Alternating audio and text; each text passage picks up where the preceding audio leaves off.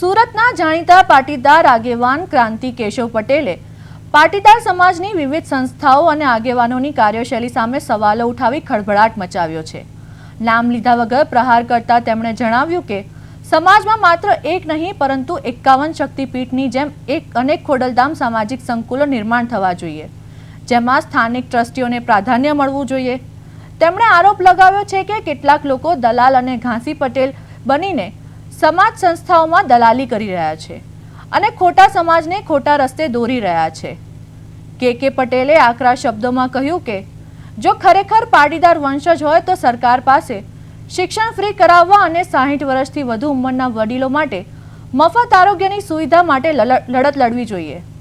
તેમણે એમ પણ ઉમેર્યું કે ભવિષ્યમાં લોકોએ ઘરેણા નહીં પણ આરોગ્ય કાર્ડ ગળામાં લટકાવીને નીકળવું પડશે, કારણ કે હાલ કાર્ડના નામે મોટું કરપ્શન ચાલી રહ્યું છે। સંસ્થાઓ રાજકારણ પર હોવી જોઈએ તેવો તેમણે સ્પષ્ટ વ્યક્ત કર્યો છે।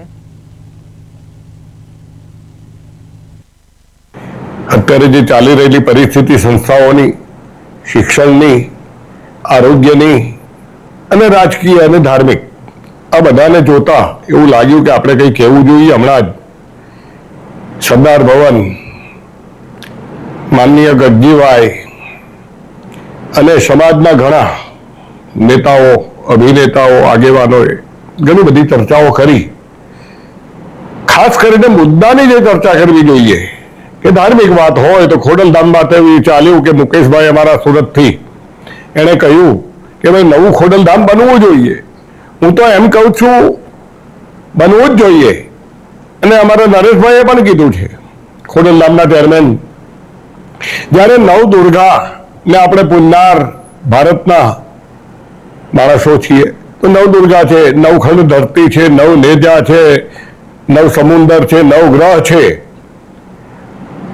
તો એના ભાગલા હોય તો હું તો એવું કહું છું કે હમણાં જ એક સરસ આ એક ટ્રસ્ટ અને કંઈક નવું કર્યું આ યુવાઓએ, જે રાજકીય અને ધાર્મિક અને બની બેઠેલા સમાજના નેતાઓની ઉપર જઈ અને વિસાવદરની અંદર એક સંકુલ ઊભું થઈ ગયું છે।